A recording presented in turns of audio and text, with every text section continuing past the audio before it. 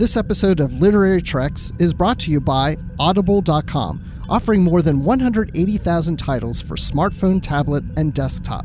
To get a free audiobook of your choice and to help Trek FM at the same time, visit audibletrial.com/trekfm. And also by Enterprise in Space, an international program of the nonprofit National Space Society. Find out how you can help science and education and become a virtual crew member aboard the NSS Enterprise Orbiter by visiting enterpriseinspace.org. And if you want to join the conversation and share your thoughts on this episode, join the Babel Conference, our listeners group on Facebook. Just type BABEL into the Facebook search field. We look forward to seeing you there. Hey everyone, I'm Rod Roddenberry, and you're listening to Trek FM.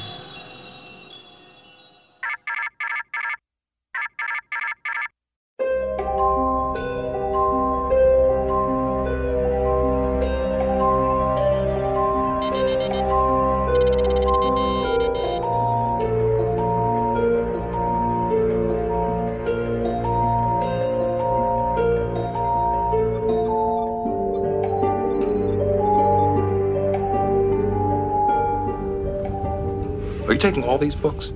I thought I'd take some light reading, in case I got bored.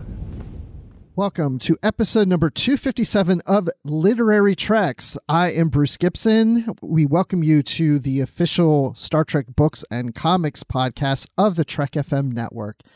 And with me, with a cold, unfortunately, Dan Gunther is sick. Dan, I feel so bad for you.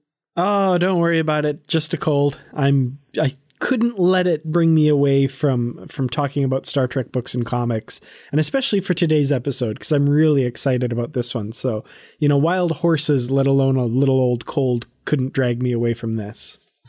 I can understand why, because we have author Una McCormack in our feature today, and we're going to talk about the newest Star Trek Discovery novel, The Way to the Stars. And this is a character piece about Sylvia Tilly, and she's a favorite character of a lot of people, and this novel does not disappoint. Absolutely. I think you'll hear when we're talking to her how much I enjoyed this novel. So I'm really excited to talk to Una about it for sure. Absolutely. But before we do that, we have several items we want to cover in the news, and we have a comic, and we want to talk through some of the feedback we received in the Babel Conference on episode 255. So let's get to the first news item, and that is a new Discovery novel has been announced. It's Discovery: The Enterprise War. But the interesting thing about this Star Trek Discovery novel, it's about the Enterprise during this time, prior to season 2. And this is written by John Jackson Miller, and this book will come out on July 30th of 2019. So this is the 5th Discovery novel that we received. The one that we're talking about here in the feature is the 4th, so this is the next one coming in July. Dan, do you feel up to reading the summary of the book? I think I can manage. A shattered ship, a divided crew, trapped in the infernal nightmare of conflict. Hearing of the outbreak of hostilities between the United Federation of Planets and the Klingon Empire, Captain Christopher Pike attempts to bring the USS Enterprise home to join in the fight. But in the hellish nebula known as the Pergamum, the stalwart commander instead finds an epic battle of his own, with not just the Enterprise, but her crew as the spoils of war. Lost and out of contact with Earth for an entire year, Pike and his trusted first officer, Number 1, struggle to find and reunite the ship's crew, all while Science Officer Spock confronts a mystery that puts even his exceptional skills to the test, with more than their own survival possibly riding on the outcome. I'm excited about this, but at the same time, I'm like, well, this is just a Christopher Pike novel. We've had those before. It's not really Discovery. But so we have several of the older Pike novels coming up on future episodes this year here on Literary Treks. And I was thinking today, when I read those, I might just picture Anson Mount as Pike when I read those novels. And then this is going to fit really well into that flow of Pike novels because it's yet again another Pike novel, but written now after Discovery has been on the air. Yeah, and at the time of this recording, 2 episodes of season 2 have aired, so we've gotten to know Anson Mounts Pike a little bit better. And interestingly enough, John Jackson Miller on the Trek BBS has talked a bit about this novel, saying like, you know, even for the people out there that don't really like Discovery, they can just treat this as a Christopher Pike novel. Basically, it just takes place concurrent with Discovery's first season, during which the Klingon War is happening and the Enterprise is unable to attend the war, I guess, basically. So, you know, you can treat it as, you know, this is firmly in the Discovery, you know, milieu and all that stuff. Or you can just treat it as Captain Pike and picture Jeffrey Hunter if you want. It apparently works quite well either way you want to read it. Yeah, I approach every Star Trek novel as a Star Trek novel. I rarely really pay attention to if it says, ooh, the Next Generation or Deep Space Nine or whatever. Because, like, for example, I mean, we've had Deep Space Nine last year that was about Captain Sisko on the USS Robinson. It had nothing to do with the space station. So I kind of ignore that. Just go into it as, hey, this is going to be a Star Trek story. Yeah, it's in that shared universe that we all know and love. Exactly. So the next thing we have is a cover of a book that was announced previously, and it's a TOS novel written by Christopher L. Bennett. And the novel is called The Captain's Oath. And it has a picture of Kirk on the cover. I almost wanted to say in the pre-TOS uniforms, but also pre-TOS uniforms are Discovery uniforms, but they don't look like this. So it's, you know, the non-black collar uniforms. The Where No Man Has Gone Before uniform. Exactly, those uniforms. Or even the Cage uniforms, something like that. But this novel is coming out May 28th of 2019. And I like this cover. There's some object here in the middle, some round object that the Enterprise is swooshing by. I'm not quite sure what this is. Yeah, I'm not sure either. So Christopher L. Bennett has said about this novel that it takes place earlier in James T. Kirk's career, but at a very specific point. So it's while he is the captain of a ship that he commanded before he took command of the Enterprise. And I think he said this would be kind of a destroyer type ship, like that size of ship, if you compare it to the Enterprise. So, kind of interesting, a little piece of Kirk's career that we've never seen before. And like you, I really like this cover. I like the composition. It's, you know, lately we've gotten either photoshopped character faces or a ship or something as a cover. And this one actually is a kind of nice arrangement. We've got the character up in the top left corner and this weird alien ship thing or station or whatever this is, and the Enterprise flying past it in the foreground. I really love this cover. I think it's really gorgeous. The fact that this takes place earlier in Kirk's career probably means we might not get the Enterprise in this book, even though the Enterprise is on the cover, or we start off in the Enterprise and it's a flashback looking earlier in his career. I'm actually excited that it's not during the 5-year mission, that it's something earlier on, because we don't necessarily explore that time period with Kirk very often. And I'm going to think if this takes place sometime around when Discovery's taking place, I'm going to think, well, this was happening somewhere else in the galaxy while the Discovery was doing other business. Mm-hmm. Yeah, definitely. So we have another cover. Oh, by the way, would you put your stamp on this one? I would definitely give this one my stamp of approval, for sure. I would too. So the other novel that was previously announced, that is now coming out in August, on August 13th. I think it was supposed to come out, in March or February originally? Mm-hmm. Yeah, February or March, somewhere in there. Yeah, the Antares Maelstrom. That book is an original series book by Greg Cox. And again, we have a cover with Enterprise, but Enterprise is more front and center and bigger on this cover compared to the cover we just reviewed. And it looks like there's a bunch of some kind of unknown ships heading down towards a planet, and the Enterprise is either following them or looking to intercept them. But I love there's these stars, a very orange-yellow cloud-like vision above the planet. It's, again, a beautiful cover. Mm-hmm. Yeah, I really like the colors and the arrangement on this one as well. These ships, they look kind of like, I don't know if anyone has watched Stargate SG-1 or Atlantis out there, but these kind of look like the Earth USS Daedalus type starships. A little bit. Not Daedalus class from Star Trek, Daedalus class from Stargate. So I think I'm probably just confusing everyone if you've not seen the cover now. But yeah, the interesting ships we've never seen before. And this really cool orange cloud that must be, of course, the Antares Maelstrom swirling about and looking quite menacing here. Really cool. Yes, absolutely. So I give it my stamp of approval. Me too, definitely. Excellent. Well, the next thing we have in news is we have another comic series announced from IDW, and this you don't have to wait that long for. It's coming in April of this year, and it's the original series Year 5 series of comics. So previously IDW a few years ago did a series of comics on Year 4 of TOS. Now we're getting Year 5, the end of the 5-year mission. And I mean, that's great, but we have had other novels and comics that take place in the last year of the 5-year mission, but that doesn't deter me from wanting to read more. No, definitely. It sounds like IDW is kind of wanting to say, this is the definitive what happened in TOS Year 5. I mean, that's great, but we have so many stories set there that I think Year 5 can be kind of whatever you want it to be at this point. But that said, I, of course, am going to be picking these up and reading them because new Star Trek stories, how can you go wrong with that? Yeah, and it sounds like there's a thread that's going through these because writer Jackson Lansing says that the series will be a vital, hard-hitting, character-focused look at Captain Kirk on his last year in command, and that Kirk's actions in the series will have a huge ripple effect from the outbreak of war in the Alpha Quadrant to an unprecedented strain of trust with Spock.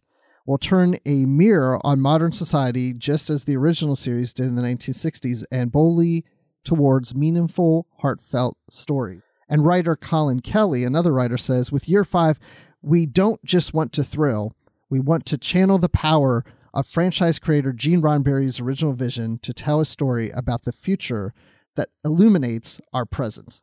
Yeah, this looks pretty cool. I like the idea that it's an ongoing series, not just kind of a one-off event thing. I'm curious how long this series will go. It doesn't sound like it's just a mini series. It sounds like it's going to be kind of an ongoing thing. So I'm curious to see where they end up with that. Yeah, this was a story that was covered in The Hollywood Reporter. And it sounds like, right now it's an extended storyline. There is no end. So they're saying, at least to the Hollywood Reporter, saying that they feel like the series might run a bit longer than the usual 5 to 6 miniseries. So we'll have to see how long this one goes on. Mm-hmm.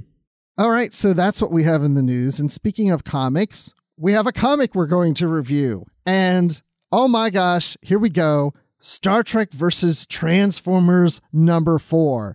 You know, this is authentic Star Trek. Yep. Hey, if you like TAS, the animated series, and you like Transformers, this is the thing for you. And even if you don't, and you like Star Trek and or Transformers, I still think it's something for you. It's a fun read, and we've been covering these as they come out. This is a 5-issue series. This is number 4, so we're nearing the end. And we pick up where we left off in the last issue, where there's this big battle going on between the different Transformers going at each other. The Decepticons and are the evil Transformers, and they're fighting a gigantic Enterprise. Yes, a gigantic USS Enterprise that has transformed into a Transformer. So picture the Enterprise as a Transformer, and Kirk is inside controlling it. And it's so funny to hear this Enterprise Transformer speaking when it's actually Kirk, but then Kirk seems to be falling into the control of Maximus. Mm-hmm. Yeah, it looks like Maximus has these feelings of vengeance and wanting to take revenge, and Kirk is kind of having to fight this and maintain his own control and sanity, I guess. in control of what they're calling Fortress Tiberius instead of Fortress Maximus here. So yeah, he's kind of throughout this issue battling that and trying to maintain control over this, Goliath transformer. I so want this transformer as a toy. I so do. If they come out with this, I'm putting money down on it because I so want this. I had the same thought as I was reading. I don't know if I'd get it, but I would love to see it for sure. I've never had a Transformers toy, but this I would get just so I can say I have it. Yeah, pretty awesome. And then McCoy and Spock are on this Enterprise ship. I guess trying to get to Kirk on the bridge. I don't know. There's just so much going on with these battles, and the Klingons are involved, and the Decepticons get mad at the Klingons, and then we have another Transformer here named, and remember, I'm not into Transformers, so I don't know hardly anything that I'm talking about, but Starscream is one of the Decepticons that decides, why am I even getting involved in this battle? Everybody's fighting each other. I'll go off and try to take some energy with me and learn about the cloaking device from the Klingons and take out of here. I'm going to grab some dilithium and I'm going to go conquer my own world. So see ya, guys. And the Decepticons are like, wait, where's he going? We got to stop him. So the Decepticons all of a sudden want to go after Starscream, and then our heroes are going to go after them because they don't want Starscream and Decepticons to conquer the Klingon Empire, even though the Klingons are foes. But that's okay because we're Starfleet. We always protect life, no matter if they're our enemy or not. Yeah, so the meat of this comic basically is the huge fight. And then, yeah, like you said, it kind of wraps up with them chasing down Starscream and the rest of the Decepticons who are on his tail into the Klingon Empire to prevent them taking it over. And what's kind of cool is we've got, I guess, 2 Enterprises racing into the Klingon Empire together to take these guys on. So I think we're going to have a pretty epic battle in the next issue by the looks of it, even more so than what we got in this issue. Yeah, because this other Enterprise was created by these Transformers, and it is a Transformer, but it transforms back into an Enterprise. But this is a little different of an Enterprise. I mean, it looks the same inside and out, but inside things are a little off because when Kirk is sitting in the captain's chair on this, he is proportioned correctly with the chair, but there's a Transformer that was on the bridge, so the bridge is much bigger, so Kirk and his chair looks smaller. I was having a hard time in this issue with the perception of size of things. As Spock and McCoy are running through the ship, we see the transporter that our crew looks small on it, like they're rinky dink, and then but like the transporter's huge, so to accommodate the transformer, but then as our crew runs through the ship, everything looks the same proportion as them again. So to me, it's like, it's probably not an exact duplicate of the Enterprise. There are aspects of it that accommodate our Starfleet crew, and then other aspects of it that are big to accommodate the size of the Transformers. Yeah, they seemed a little bit more kind of loosey-goosey with the size this time around. It was a little hard to kind of get my head around it. Even towards the end, like on the bridge, some of the shots, it looks like they're just normal sized on a normal sized bridge. It's kind of, I don't know, it's hard to kind of figure out there. Yeah, I thought it was hard to the point that I went back to issue 3 to see, wait, did I misremember something or did I misread something? But no, I'm just thinking that if you were walking onto this bridge, from our perspective, it might look like the regular bridge, maybe just a little wider, but if you looked up, the ceiling is like really high up. Like, so the proportions I think might all be off. I don't know. Yeah. Maybe I'm thinking too hard about this. That might be the case with regards to this comic, I think, for sure.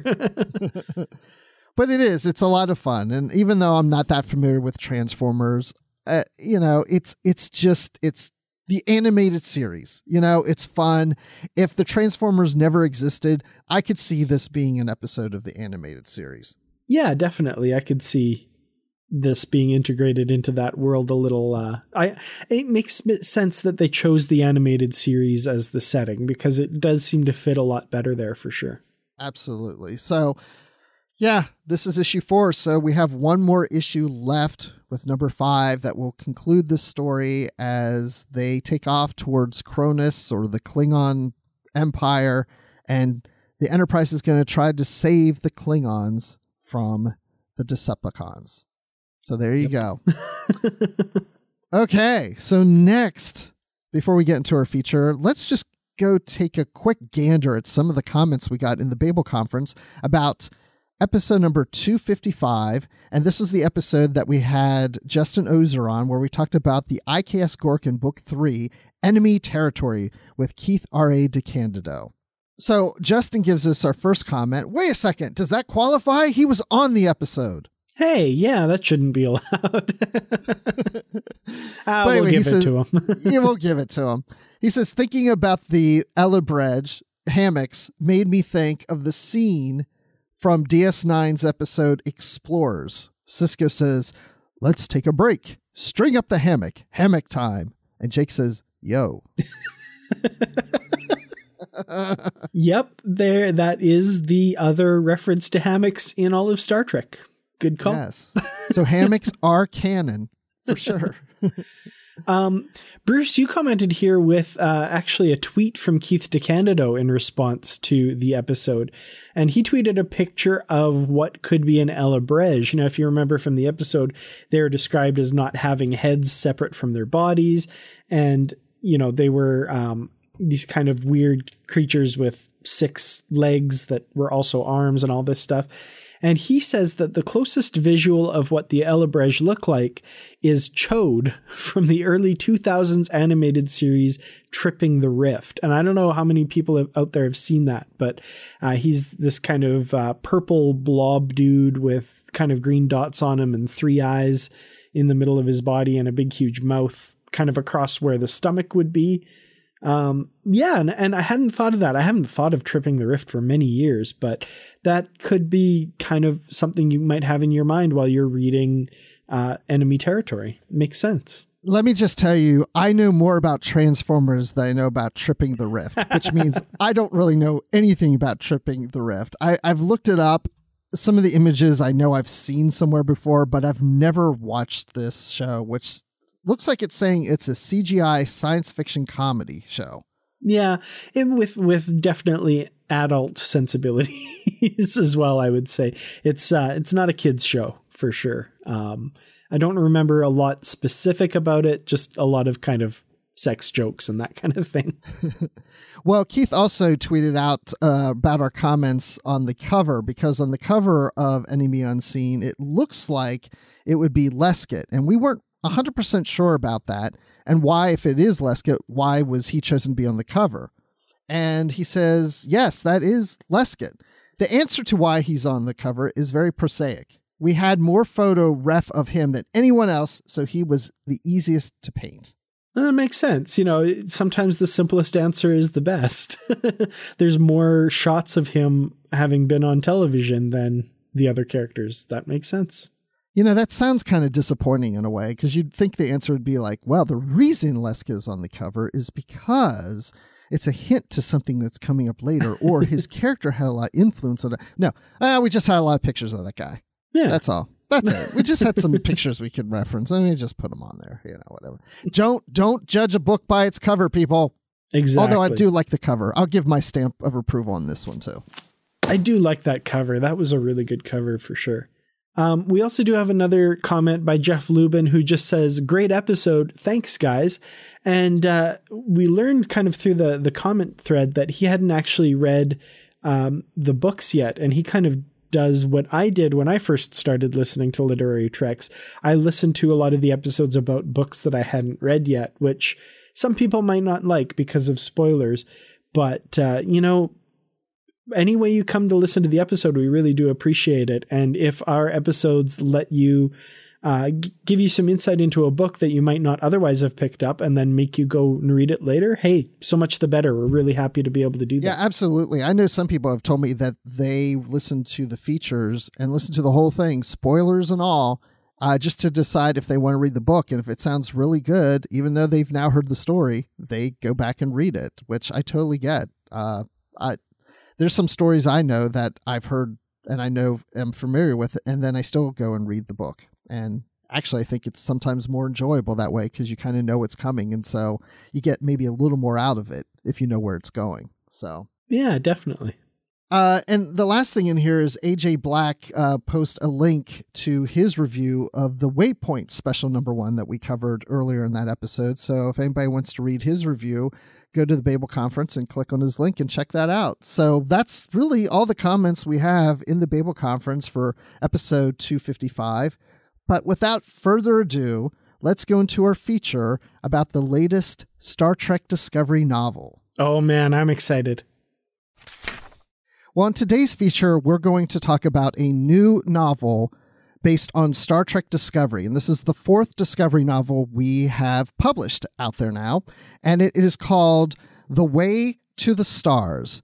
And I think it's pretty safe to say, Dan, that this is probably most people's favorite Discovery character when we talk about Sylvia Tilly as being the central character of this book. Yeah, she's definitely up there. For me, it kind of depends who's on the screen at the moment, either her or Saru, but whenever they're on the screen, they're my favorite. I'm kind of with you there. I'm going to throw Pike in now for this season as one of my favorites too. But this wonderful novel was written by Una McCormack, who has written other Star Trek novels, and she's joining us today. So how are you doing, Una?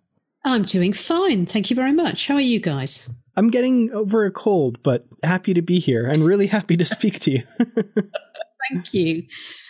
So, Una, how did you get involved in writing a Discovery novel, and why Sylvia Tilly?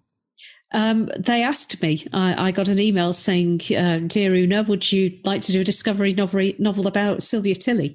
And of course, I practically bit the hand off the person offering it to me. So yes, they got in touch with me. I think perhaps they had me earmarked for the Tilly book, which was lovely to think that. And obviously, I think, as you guys were just saying, for me, she was absolutely the breakout character of Discovery. She's just phenomenal, isn't she? I think when she's on screen, you want to be looking at her and seeing what she's doing, seeing what she's thinking. Oh no, what's she about to say? What's she going to say next? What are your favorite aspects about Tilly? That there's not always a filter in place, and that she comes out with what she's saying, which is often completely true, but perhaps not the most tactful thing. I think that she, all of us who watch Star Trek perhaps are a little geeky or a little, not as social as we'd like to be. And I think she captures that, our awkwardness, our shyness. Also, I think being smart, but not necessarily having the social graces to sort of get your point across. She's just a very, very vulnerable and very appealing character, and a lot of fun to write. I think one of the comments I remember seeing way back when the novel was first announced, I think it was on Trek BBS, somebody said, a Sylvia Tilly novel by Una McCormack is one of those things you don't realize you need in your life until you know it exists. I thought that was perfect. Well, good. I'm very glad we were able to supply an unknown need. Now, this is the first Discovery novel to be concurrent with the series at this point, and actually features Discovery in the book. So that's something new that we're discovering here with Discovery novels. But we also have a Goodreads group, and some of our Goodreads members had some comments or questions I would like to bring into the discussion. And this one comes from Arco. And Arco says, I am curious how the writing process for this novel compared to the writing process for your other novels. Oh, well, this was a really easy write. I had a lot of access to scripts. And I also had 2 fantastic long transatlantic phone calls with Kirsten Beyer, and she and I sort of sat. It was great fun. It must be what it's like being in a writer's room, I think, on the show or on a TV show. We just sort of sat and go, oh, should we do this? And oh, can you imagine what she'd say at this point? And oh, there'd be a hat, and the hat would have tassels, and then they kind of giggle. So we had 2 really great sort of story breaking phone calls together, and I had a sort of constant, steady stream of scripts coming in, of rewrites and revisions and more rewrites and revisions. So very close to the writer's room. But at the same time, I felt free to go with it. I felt that they had confidence in me, and that they could leave the character in safe hands. And like we were saying, we all really loved Tilly, and I don't want to mess it up. I want people to feel like they're reading a book about her, and hopefully that worked. So great writing process. I wrote it very quickly, which is always a good sign. That always shows me that I'm feeling confident. I remember there were some suggestions for revisions at the end, and they were going, "Oh, will this be okay? Will this be all right?" I was going, "No, yeah, I can get them done in a day or so." And they would curse you for being such a great writer. But it all felt so fluid and natural that I just had a good time. Excellent. So I'm curious where in the production of the series most of the writing was done. So, for example, did you have any access to anything from season 2 or the Short Treks episode, specifically Runaway? Did that play any role in writing this novel? I had the script for Runaway, but I didn't have any visual material at all. So it was just scripts that I was getting. I think I was writing sort of during the summer. So things were just heading into production, I think, as I was kind of finishing up. I didn't see any visual material, but scripts were readily available. Sort of, they were generous with that because they want, they know that everyone likes things to kind of match up and be consistent, and part of telling a good story is having that all consistent. So I didn't see Runaway. In fact, I didn't see that until they finally arrived on Netflix in the UK the other night. Oh man, yeah. Yeah, I was like, oh yeah, that's exactly how I imagined it. So, and obviously Tilly's mother appears in that. And we talked about that character in conversation with Kirsten and in notes and so on. So hadn't seen anything, but had read quite a lot and had sort of worked with people as well. I've been wanting to go back and watch that Short Treks episode now that I've read the book to see that scene with her mother, because I think it would be interesting to watch that now after reading the book and seeing if my perception of that relationship is different now, because we really dove into that relationship within this book. And the book starts off with Burnham and Tilly talking about Tilly's first day coming up with the command training program. And she's very scared, but it's not nervous, she mentions. And then we start to launch into the story of Tilly being at the age of 16 with her mother. So tell us about that mother-daughter relationship. Well, it's quite strained, isn't it? I think the mother is, her mother's very ambitious for her. Her mother is very ambitious and is very high achieving. And I think in her daughter, she sees someone with gifts and talents, but perhaps she's not quite seeing what those actual talents are. So she's seeing intelligence and smarts, but she wants Tilly to go down a certain direction, and Tilly really wants to go a different way. But where Tilly is at the start of the book, she can't really articulate that to herself. It's sort of a joke in a way that she likes these strange old mushrooms. There's not really a way for Tilly to articulate that. No, actually, what I'm interested in is patterns and connections and grand unified theories of science and physics and so on. So Tilly's quite young, and her mother's very experienced, very knowledgeable, very very clever. And it when you've got someone like that in your life, it's quite hard to sort of push against them. It's just difficult to say no, and I think that's what Tilly has to learn during the course of the book, is to say, actually, no, this isn't what I want to do. It's like Jake Sisko having to say, no, do you know what? I don't want to go into Starfleet. So that break that children have to make and adolescents have to make, where they say, well, no, I've got to start finding my own way here, even if it means disappointment or displeasure. Are there any aspects of your youth that you put into this book or into the relationship or character? I like Tilly. I'm a scientific genius that is no, nothing like that. I think I think there's lots that you put in. You have to speak from emotional truth whenever you're writing anything. So I remember being at a convent school and being the only one interested in science fiction and this kind of thing. So you remember having interests that other people quite don't get. I remember sort of going to a sixth form and finding people who liked Doctor Who, and suddenly I'd found my team, my fam, as they'd say now in Doctor Who. I'd found my tribe. So you remember those emotions and you try to put that in. Of course, now I'm writing this book and I've got a little girl, so I didn't want Tilly's mother to seem a monster. It doesn't work like that. That's not a good story. People aren't like that. I wanted her mother to feel ambitious for Tilly, maybe not very good at listening to Tilly, or being so clever that she sees mistakes that Tilly's going to make, and so she tries to impose her own will. So I don't want people to hate Tilly's mother. I want them to sort of understand where she's coming from, and just see that sometimes these relationships do break down, that you have to make a break with someone before you can have an adult relationship with them. So lots of bits of me, but into many of the characters, I think. I think in a lot of ways that relationship is something that a lot of people can relate to. I mean, maybe not to the extent sometimes that the relationship Tilly has with her mother, but, we all feel alienated from our parents, and, sometimes that they want to control. And then as you get older, that relationship flips around. So I think there's a lot here for readers to grab onto and recognize in themselves and the people around them.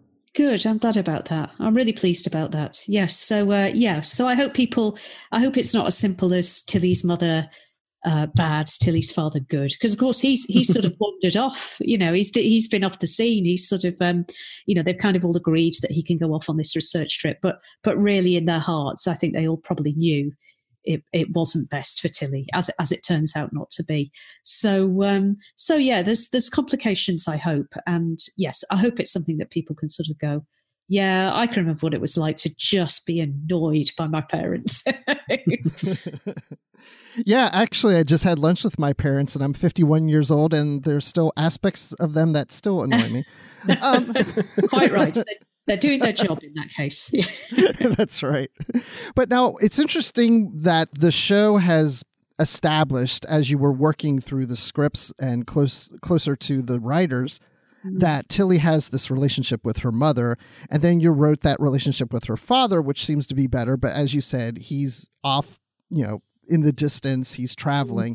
But you decided to start her in the book with her grandparents. So I was just curious why you decided to start at that point with her, with a good, healthy relationship with her grandparents.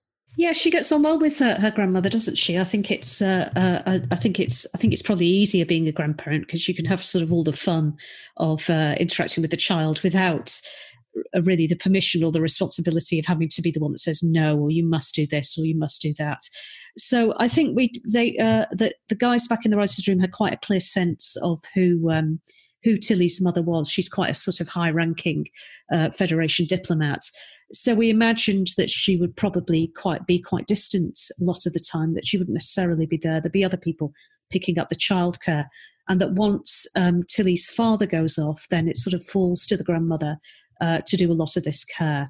I mean, Tilly's sort of 16, so she's a lot of that is taking care of herself. It's mostly just making sure she's in the right place at the right time, and she's doing her homework anyway, because she's that kind of kid.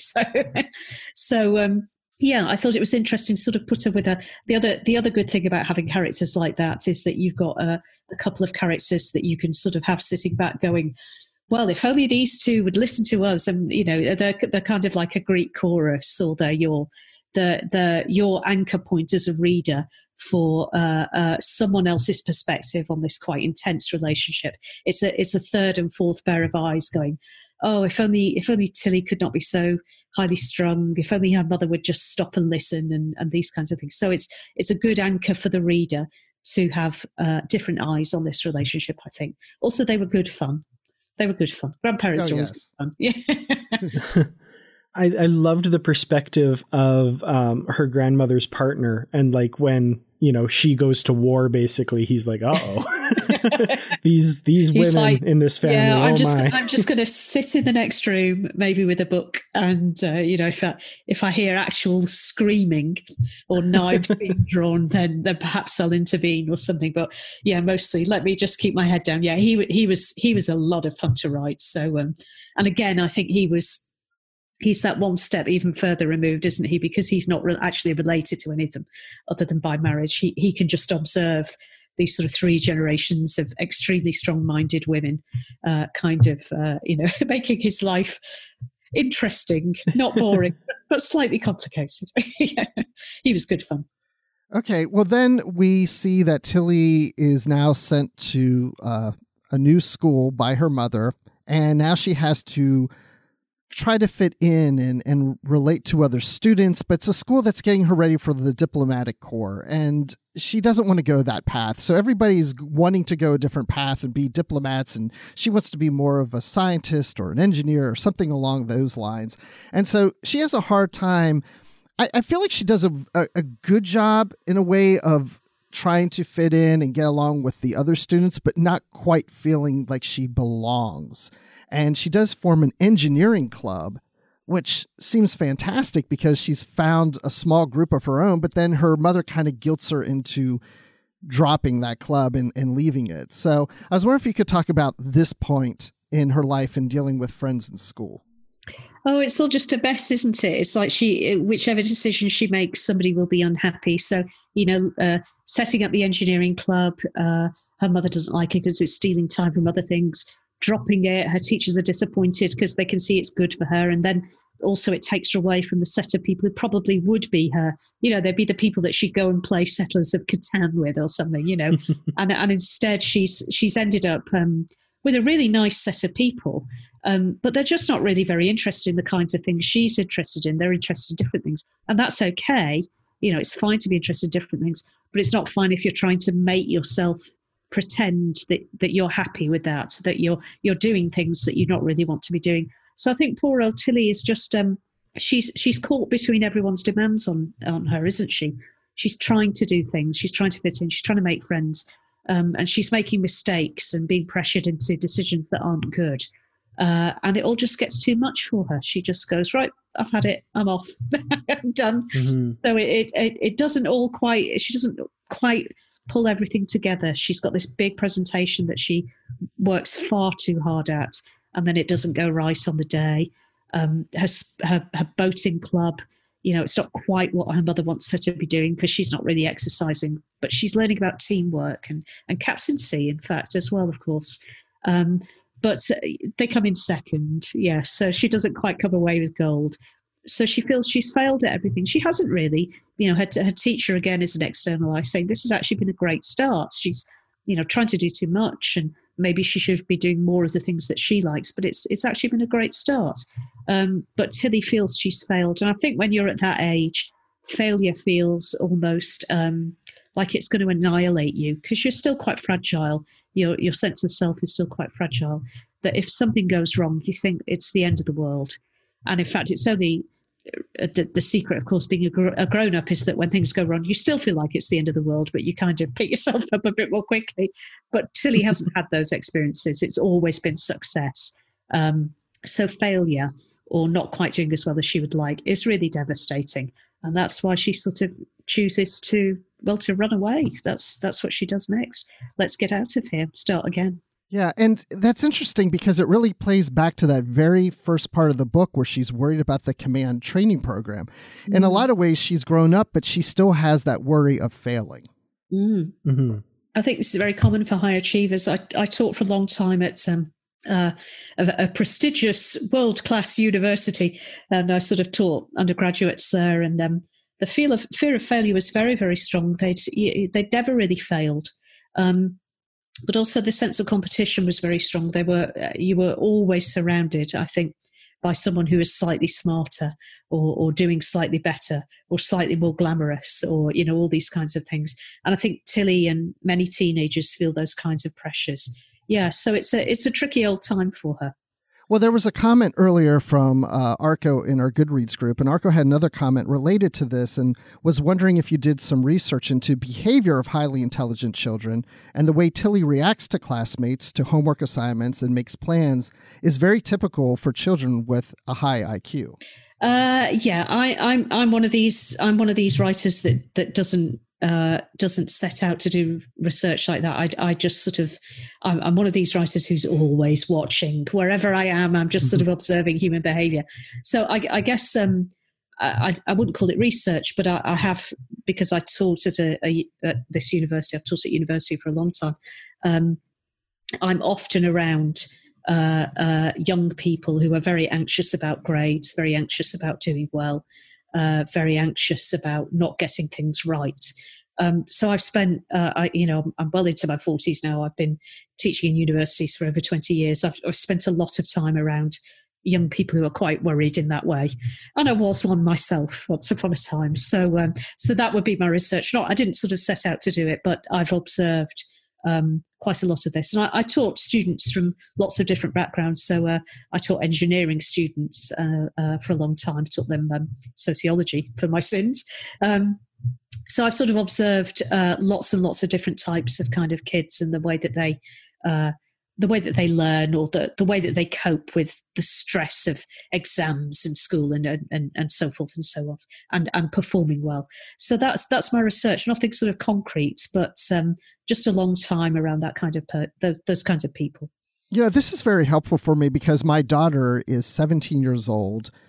She'll be going to university in about a year and a half from now. So we're just going to those early phases of looking at schools and applying. And she's a straight A student, yet she worries constantly. She's constantly stressed. And I'm like, why are you worrying? She's like, oh, no school's going to take me. I'll never make it. I'm going to fail. And I'm like, you're a straight A student. Why would the school not want you? But it's like what you're saying. It's like they're not used to failing and they're just always trying to succeed, that they're so afraid of failure that they get so stressed about it. Yeah, and it's really, really hard. And it's sort of, a couple of years ago, I decided I was going to take up hobbies and be really bad at them because I thought it was a really good experience for me. So I took up sewing. I was terrible at it.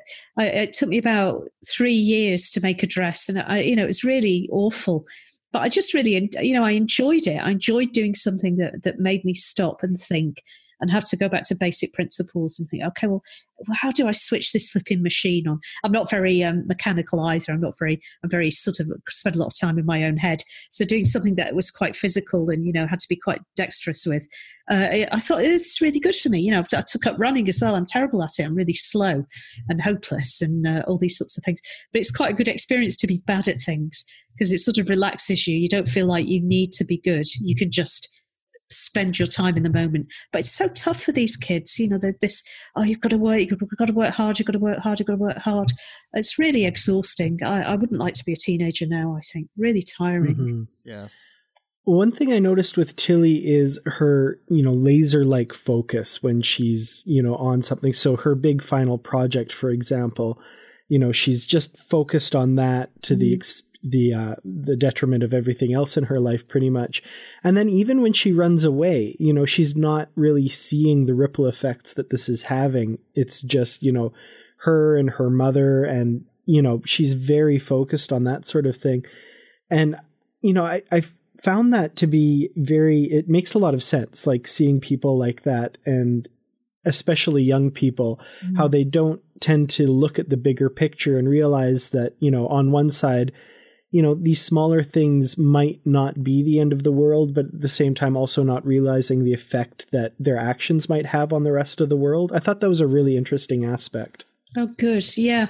You're completely right about her laser focus. And of course, this is what makes her so good.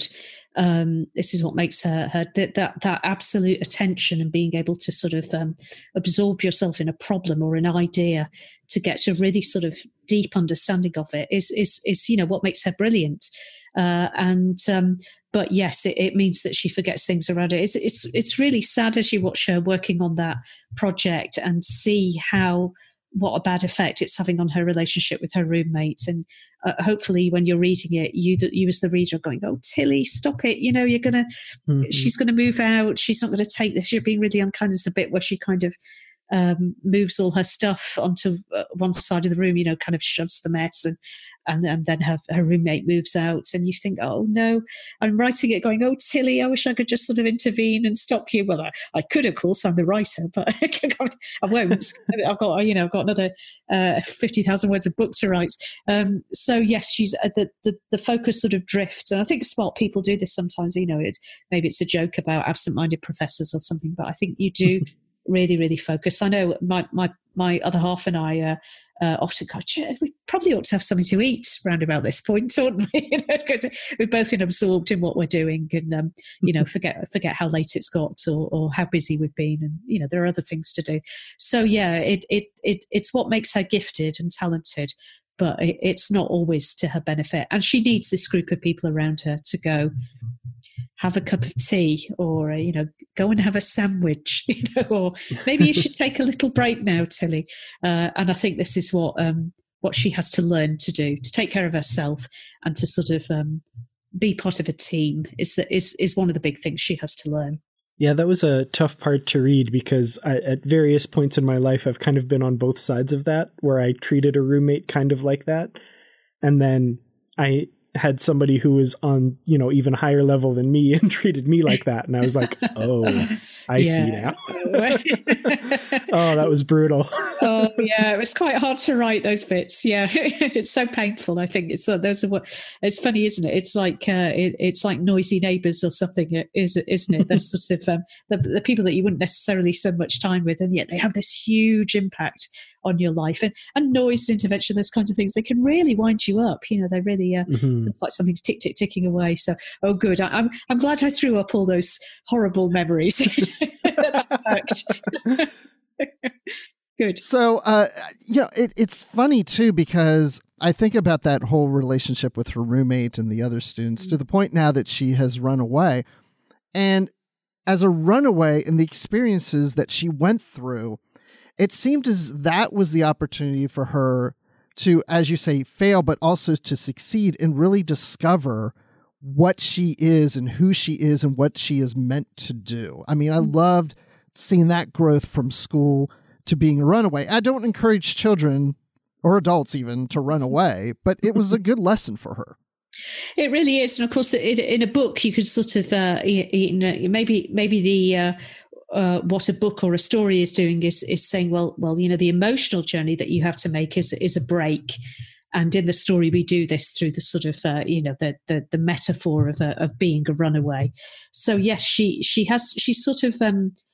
genuinely has to look after herself. I think one thing we haven't mentioned is of course that her mother is so high powered that immediately there's a massive security alert, and she's sort of trying to dodge this whilst at the same time on some level knows that all she has to do is effectively pick up the phone and say, could somebody come and pick me up, please? So she knows there's a backdrop there, and that's part of what's frustrating her. She makes some terrible mistakes straight away. She gets her bag pinched and her ID and all her money and everything. So she's really sort of, she has to make a choice though. Okay, will I now just hit the panic button, or will I try and press through here? And on the whole, I think she acquits herself pretty well. She sort of gets by, and by the time she does go back home, or where she's found herself a job. She's done pretty well. She's started to make a friend. Haven't they arranged to meet for a drink or something? So she's really sort of finding her way. She's actually done pretty well. But then, of course, reality bites, and a child of somebody that high powered couldn't remain a runaway that long because they're a security risk. So if somebody found her, then it would be in trouble. So the Federation were always going to get her back. But she's done all right. She from that she can sort of take away. Well, actually, I probably could do this. I won't leave my bags unattended again. I won't make stupid mistakes like that. But I've done all right. I've done okay.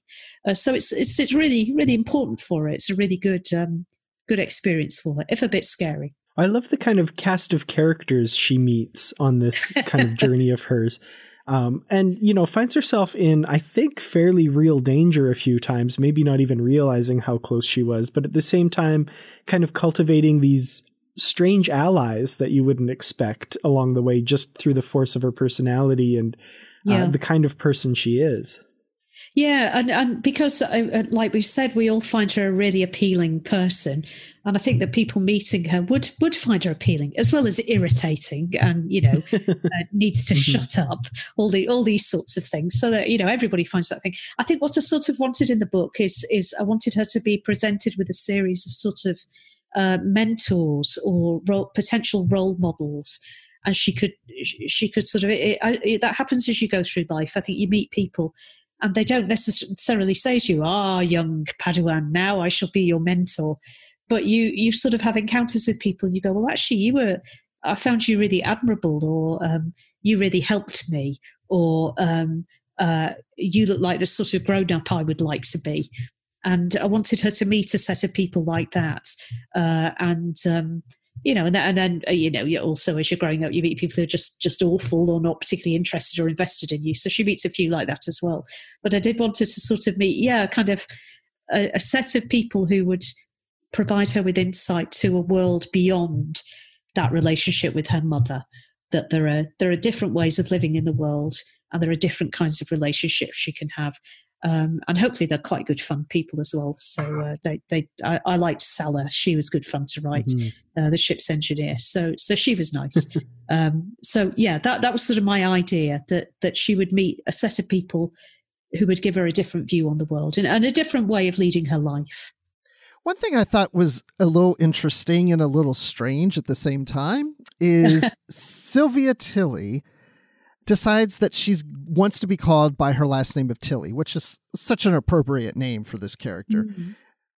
But it's not just from her friends and the people she meets, but then she insists that her family call her Tilly, which has got to be awkward to call someone in your family by the same last name you have. And I was just wondering why, what was the thought behind that? Is that her announcing her independence and trying to show her family that she is different and she's not the same person she was before? Yeah, I think I think it pops out or it sort of pops out of her mouth while she's at school. And I think she sort of, maybe there are lots of pet names that she's had. So she started to associate her name with being a child. So she said, well, call me this. And then once she's kind of said, I want this, she's got to kind of stick to it, I think. So, and her dad goes, all right, well, we'll do that if you like. But, if in general we could assume that when the captain asks for Tilly, it's for me, that would be helpful. It's not always the case, of course, So, and I like how he calls her Tills after a while. Tills, yeah, because he's sort of going, I think he knows that it's kind of daft, so he finds a way to a nickname as well. But I think she was sick of things like Sills or Silly or Silly Billy or these kinds of things. So she sort of asserts her own name. And then kind of has to follow through in a way.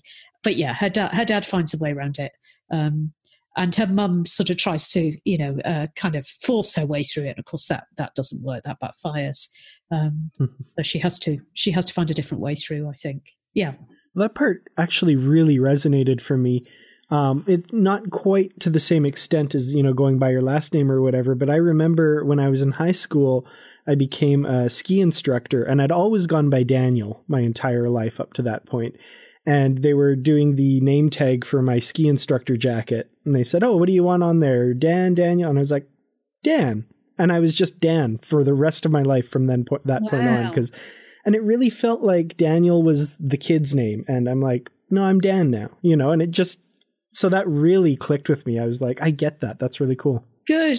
That really happens, I think. Yeah, my other half sort of, he would sort of introduce himself as Matthew, and then immediately people would just shorten it to Matt. And I think, why? I just kind of go to why do people do this? It's not your name. And I don't know. They just do it. So I think you really have to. It really matters choosing the name that you want and having people respect that as well. I mean, I just spend my life getting Una, Una. It's never right.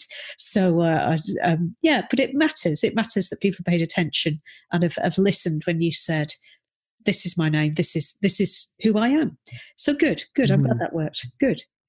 Yeah, I kind of go through a similar thing where I am called by my middle name. That was something my parents decided since the day I was born. So I'm always having to correct people when they see my name written down, and it's not Richard. I go by Bruce, which is my middle name.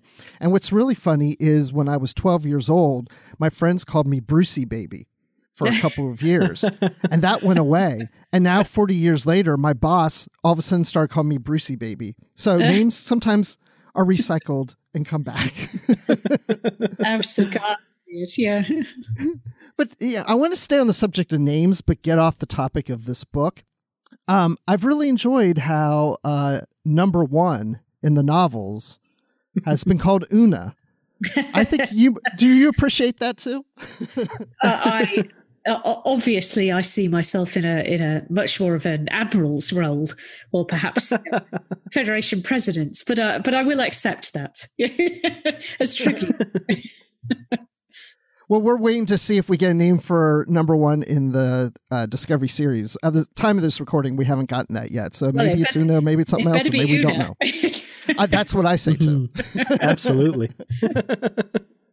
Now we see Tilly get exposed to Starfleet as she's on the starship Dorothy Garrod with her father. And she starts to look at Starfleet, and we're seeing it through Tilly's eyes as she's discovering things about Starfleet and starts to recognize that this is something that she might fit well into. And of course, we know she eventually does join Starfleet. So tell us about that aspect of her character. So the idea that we had was that sort of she was very suspicious of Starfleet because it had taken her father away. He'd kind of gone off on this long mission, and so she just thought of it as something that took her father away. She didn't have much time for it, and maybe she had a perception of it as old uniforms and salutes and this kind of thing. Thought it was all a bit weird. Probably her mother is maybe saying, Starfleets, because they've annoyed her at some council session or something. So she doesn't have a great view of it. I think it's really interesting because all we see of the Federation through the TV shows is through the eyes of Starfleet. But ordinary people, unless you had a family member, you might not necessarily know very much about them. If you're just an ordinary person living in the Federation, you don't necessarily on a daily basis know someone in the military or know somebody who's an explorer or these kinds of things. So her only perception of it is through the organisation that has persuaded her dad to go away for 2 years, basically. So she's not very, very fond of them. So when she winds up on the ship, what she finds is that I think in the book she sort of starts to think of it as a giant science high school science club. She's on a ship with a lot of kind of sort of archaeologists and social scientists and a band of engineers that she starts working with, and so they're quite open-minded. They're interested in new ideas. I have them sort of run regular research seminars. So she finds a kind of bunch of curious, open-minded, intelligent people who are not all sort of saluting and, clicking their boot heels together and this kind of thing. So I think she sees an aspect of Starfleet that's exactly up her street, something that would give her a kind of framework to be able to do the kind of research that she wants. And then on top of that, she sort of gets involved in the front line of something that makes her see how it does make a difference, that her dad isn't just poking around with ruins, that being out there in these ships can bring them into first contact situations. So they'll suddenly go from being academics into sort of people involved in the front line of diplomacy. So it's all a very interesting experience for her. And she sees very different aspects of Starfleet as a result of being on the ship. Yeah, and the ship that she's on is the Dorothy Garrod, which we mentioned, and she was a English archaeologist, and this is a science vessel, so I can see that also, since her father is an archaeologist type. Yeah, exactly that. Yeah, mm-hmm. She was one of these great. I think she's one of the she's one of the first women to hold a professorial chair at a university in Britain. I think she might have been the first woman to hold a chair at Cambridge, actually, before women could actually get degrees at Cambridge. So she's a pretty amazing woman. She kind of goes off on, on digs in the 20s and 30s. So I thought, well, I don't want a science special. They're not kind of biochemists or, they're not sort of engineers. They're archaeologists and people interested in language and linguistics. So let's pick someone like that.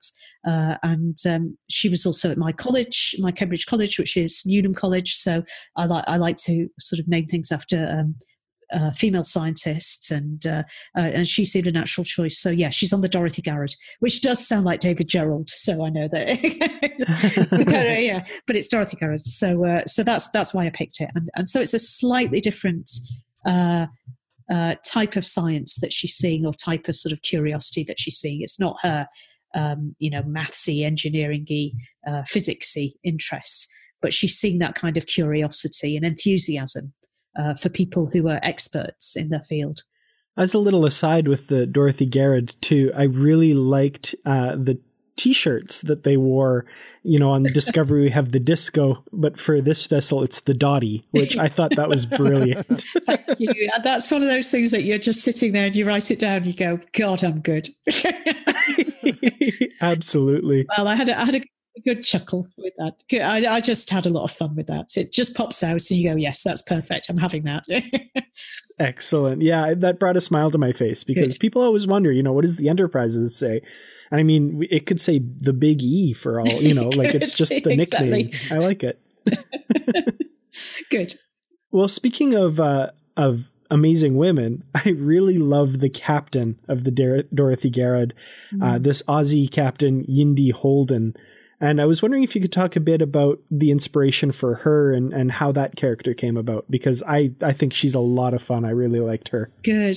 I'm really glad about that. Well, I have a fantastic PhD student, and she's Indigenous Australian, and a lot of what we talk about is about issues of representation in fiction and television and science fiction and fantasy in particular, which are things that we're both interested in, and how miserable it can be just to be reading a book. There's never anyone who's a little bit like you. You're always not quite involved. So I thought, okay, right, I need a captain for this ship. Why don't I make this captain Indigenous Australian? So let's have the first Indigenous Australian Starfleet captain, and there she is. So I just really like Australian people. I find them very frank. I find them very funny. It's massive generalisations, of course, but I'm sure there are many dreadful Australian people as well. But I feel them really open. There's no, British people can be a bit reserved or a bit, there's no nonsense. Very energetic. Very can-do. So I wanted to capture that sort of aspect of Australian culture and society, which I find very admirable. And Yindi's like that. She's sort of, she's very can-do. She's got a lot of energy. She's very smart. She's very good at what she does. But she's also a very good captain. She's got her eye on, how Tilly's presence is going to affect Ian's work. So she sort of cooks up an arrangement for that. So she's very sharp on the kind of psychodynamics or of her crew as well. So she's keeping an eye on that aspect. And again, I thought it would be it's another one of these role models that Tilly gets to see. She's sort of, this is not what she imagined a Starfleet captain would be like. Somebody very energetic and can do, quite young as well. And also a great, really good in her field. So, in her old field, Yindi sort of publishes and is very well respected. So again, it's a kind of mentor or role model. And I love the bits where it turns out that Yindi's been in contact with her grandmother, and they've immediately got on like a house on fire, because they're very kind of frank women who are sort of very confident and just get on with things. So I like this idea that people sort of make connections because they feel they have a duty of care and kindness to someone who's in their charge. So I liked that friendship, and I'm very fond of Yindi. I hope we can see her again. It'd be lovely if we could. Yeah, you can make that happen maybe in another book. So. I'd like to. Yeah, she's there now. That's the main thing. Yeah. Well, also Poor communication seems to be at the heart of Tilly's problems with her parents and those around her, and her mother never really listens to what Tilly wants, and Tilly is now under the impression that she made her father leave when she doesn't talk to him about the issue at the very end of the novel. And I mean, I think this is something that kids carry a lot of burden on themselves, thinking they've caused problems with their parents or other people. And I felt bad for Tilly for waiting for such a long time to express this feeling that she had and the thoughts that she had about breaking up her parents and carrying on that burden that was her fault when it really wasn't. Oh, no, absolutely not her fault. No, but she's sort of so young when it's happening. And you're absolutely right. I think kids just go, well, was it something I did? And when you're very little, I think you, just as part of your psychological developments, you think that things you do have a much bigger effect than actually they do. So, of course, she's not the reason why her parents split up. And Ian sort of explains that very carefully to her in the end. But of course, she's small enough that she's so small, she's so young that she comes to that conclusion and never really voices it, never really shakes it. And I think that probably contributes to a lot of her sort of uncertainty about herself and her need to placate both parents to keep them happy. So another reason why she takes a long time to say no to her mother, I think. So it's really tough. She's sort of very little when they split and takes it on herself and doesn't really realise until she's much older, well, actually, no, that isn't. Of course, that isn't what happened. But if you've learnt it very young, you sort of take it as bedrock, don't you? It becomes part of foundational of your personality, I think. Yeah, so poor Tilly, it's sort of, Ian feels awful when he sort of realises, I think, oh my, never realised you'd sort of thought that. Of course not. And then explains very clearly how it wasn't and never was her fault. So, good. I'm glad that touched. It really should do. And I love how it took until adulthood for that to be resolved too, because, a lot of people tend to, separate young people from adults. And there's just this magical line you cross when all those misgivings and all those missteps just, oh, you're an adult now it's fine. But those really carry through. And I love that Burnham is the one to kind of give her a push and say, are you sure that's what happened? Maybe you should ask him. Yeah. I think that's very perceptive. Good, thank you. Yes, I think that's absolutely right. And actually what happens with adults is that you still have all these sort of anxieties and hang-ups, but you just get to be too tired to sort of angst about them anymore, I think. So I think someone like Burnham, who's a completely external eye and has only known Tilly as an adult, it has the kind of authority to say, you should think about this again. And I'm telling you as a friend and as an adult friend, two grown-ups to each other. Doesn't sound to me that that's what it was. That sounds like the child that you were saying something. So yeah, but Burnham's not in the book very much, but it's quite a pivotal conversation, I think. Absolutely. Well, I can speak for Dan and say that we both really loved this book. Definitely. Is it right that I say that, Dan? Absolutely. Yeah. This was actually, I have to say, my fiance, who's never read a Star Trek novel, heard me talking about this and wants to pick it up because she loves Tilly and she heard me raving about it. So it might be somebody's first Star Trek novel. That would be incredible. That's wonderful. I really like the idea that someone could pick up this book and think, oh, that's just a really good story about a girl coming of age and growing up to be a woman. Also, it's got spaceships, which are cool. It'd be great if she enjoyed it. And of course, she loves Tilly. Who could not love Tilly? Everybody loves Tilly. So exactly. Yeah. There's been times at the dinner table I was talking about the book as I was reading through it, and my daughters were asking me all these questions. Well, what did she do, Dad? And what, because they could relate to her. And I thought maybe this is the one book I finally can get them to read that's Star Trek. Oh, I'll try it on them. That would be perfect because you said one of your daughters is 17 as well, so she's sort of the same age, isn't she? Yeah. So yeah, who knows? She might enjoy it. So that'd be wonderful. I'd love to think that. I'm really pleased to think that this is a sort of story of a girl growing to become a woman masquerading as a Star Trek book. I kind of really enjoy that idea. But it's also a Star Trek book as well, I hope very much. It's about feeling curious and adventurous and wanting to be in space and do all those sort of exciting, cool things that we all wanted to do and see when we were watching Star Trek when we were kids. So I hope it feels Star Trek-y as well as being a coming of age story. Also, I could be wrong, but I think it might be the first Star Trek novel with a Harry Potter reference in it. Yes! Which was brilliant. I told my daughter about that and she freaked out. Was that the School for Wizards bit? Yes. Yeah, where she was talking about boarding schools. See, it could be. Right. Don't get me sued. It's not direct, but, it could be. Yes, exactly. So exactly that. It'd be nice to think both Harry Potter and Earthsea survive that long, I think. That would be pretty cool. Mm-hmm. That would be absolutely cool. That was the coolest aspect to me. I was like, ooh, somebody in the 23rd century could be reading, the Philosopher's Stone. That's amazing. Well, no reason why not. No reason. There's probably somebody doing their PhD on it. Totally. On a starship somewhere. Yeah. Probably. Well, and I mentioned the Goodreads group. Daniel in our group did have one question I wanted to end the interview and the discussion with.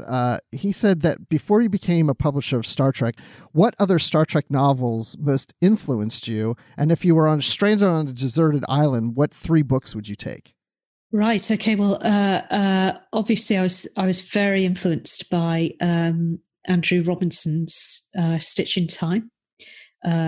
Because as your listeners may know, I've written a lot of sort of Cardassian books, so that's extremely well thumbed. So probably that one. I think, and I'm blanking on which one it is now. One of Vonda McIntyre's novelizations and of the movies. Because I loved movie novelizations because I think those were the books, other novelizations, sort of E.T. and War Games. I think they taught me that there were scenes happening that I hadn't seen on screen and therefore made me a fan fiction writer that turned into this career. And I loved the next gen paperbacks as they were coming out, the books by Jean Laura. That I really, really enjoyed. So I was kind of reading them as a teenager as they were coming out. So those would be the Star Trek ones. Books I would take with me on a desert island. Lord of the Rings, obviously, although I have got that memorized, so probably I need to take it. 3? Am I allowed 3? 3 books. Mm-hmm.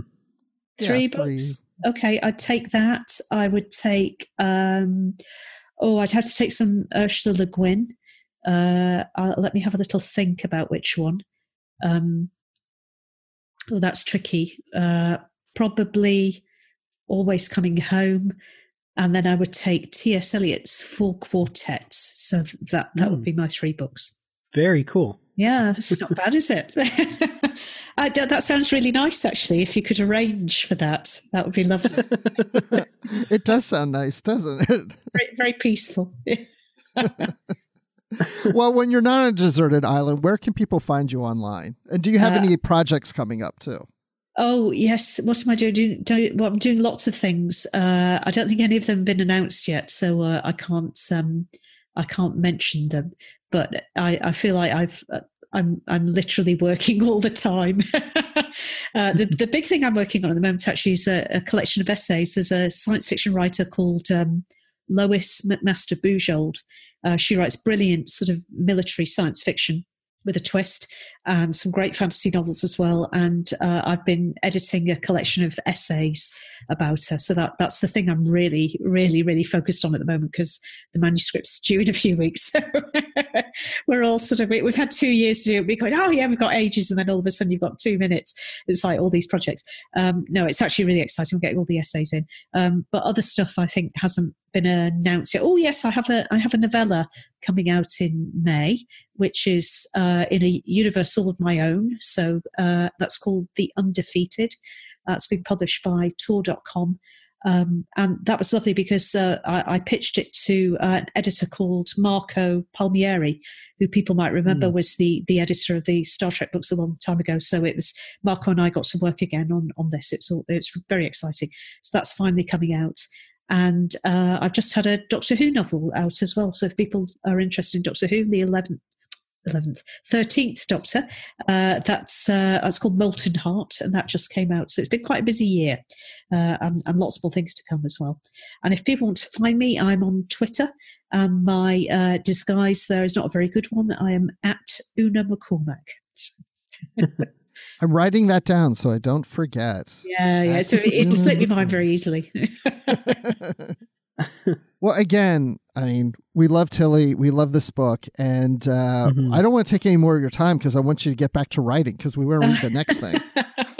Yes, absolutely. Yeah. Back to writing. It says, that's all I do. That's all I do.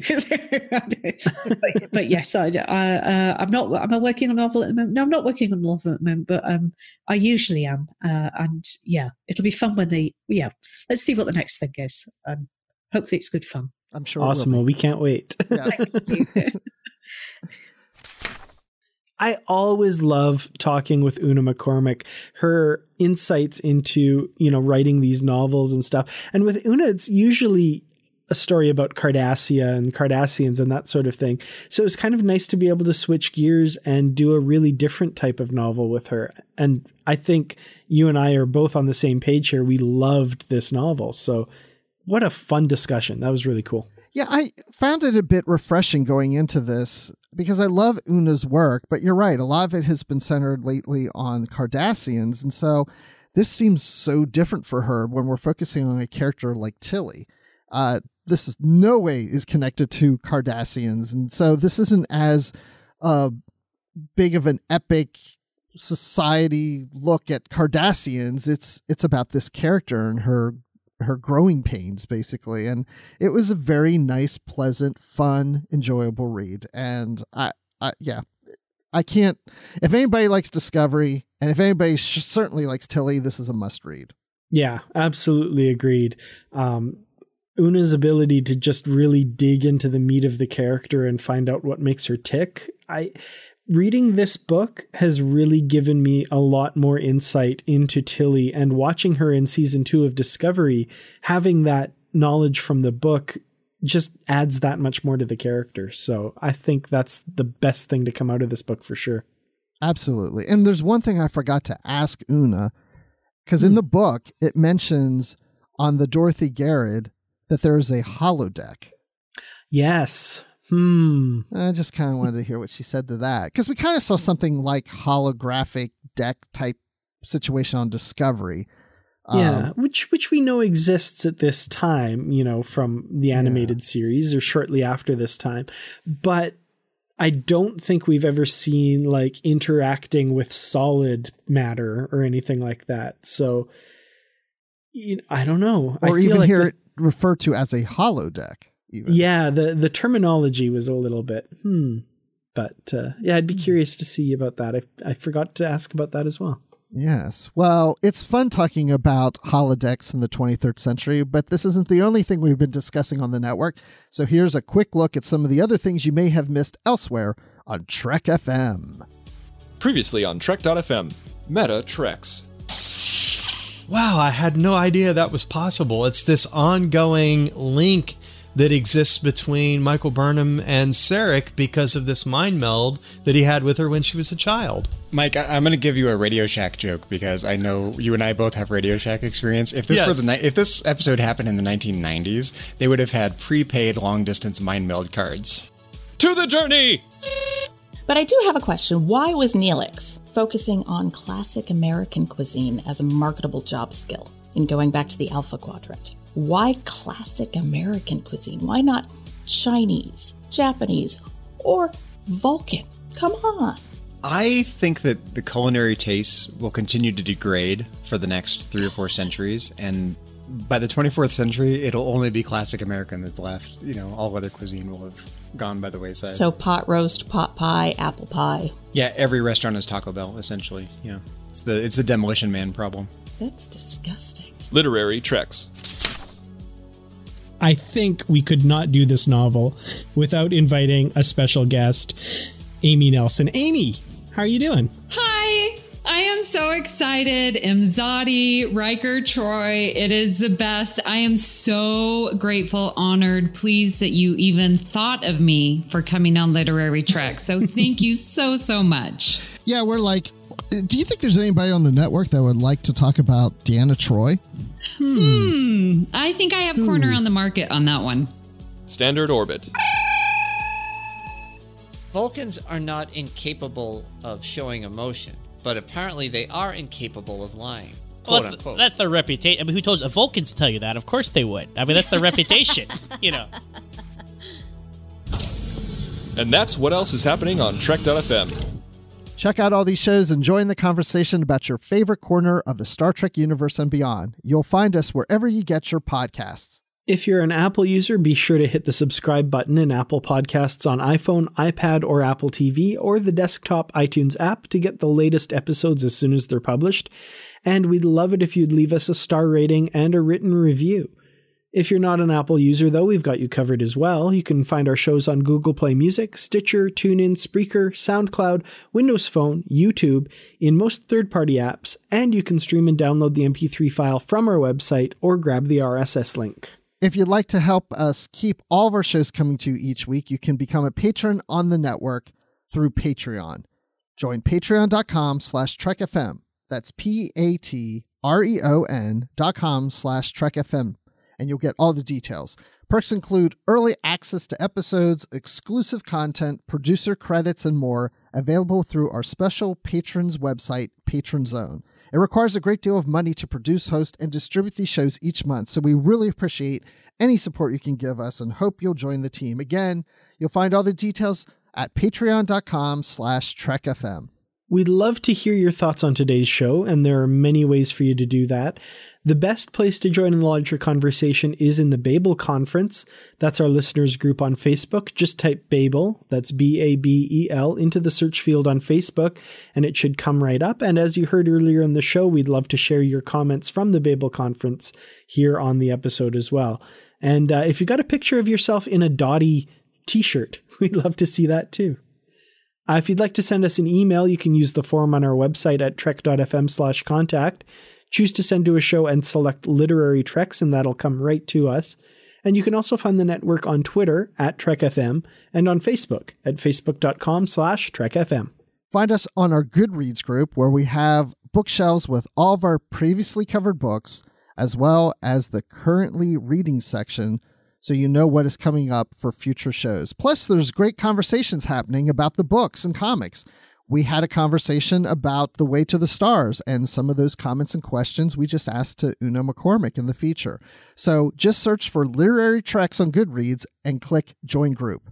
And we'd like to thank Norman C. Lau, Ken Tripp, Greg Rosier, Brandon Shea Mutala, Justin Ozer, and Jeffrey Harlan for their support of the Trek FM network and being associate producers for Literary Treks as well.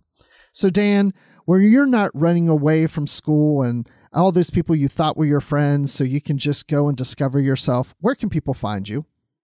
Well, luckily I'm not the son of a high-up Federation diplomat, so, I might be able to get a little further than Tilly did. But when I'm not doing that, you can find me on Twitter. I'm at Kertrats, that's Kertrats.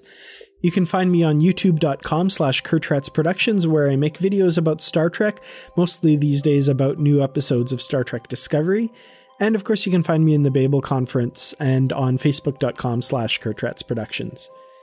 Now, Bruce, when you're not organizing games of Settlers of Catan with your engineering club, where can we find you? Well, you can find me in the chess club if I'm not in the engineering club. And you can also find me online on Twitter at Admiral_Rex. And you can find me here on the network doing Live from the Edge with Brandy Jacola, or Jacula, whatever she wants to pronounce it as, which I also learned. Yacola. Yeah, that's the correct pronunciation, people. Yakula. Just telling you, she confirmed that on the show. Live from the Edge, we talk about Star Trek Discovery the night after premieres. It's live on YouTube, and so it's Friday nights at 9 p.m. Eastern, 6 p.m. Pacific. And I also talk Star Wars on the Star Wars Report podcast. And of course, I'm always in the Babel Conference. So thanks everyone for listening, and until next time, live long and read on. What do you call that, light reading? To each his own, number one.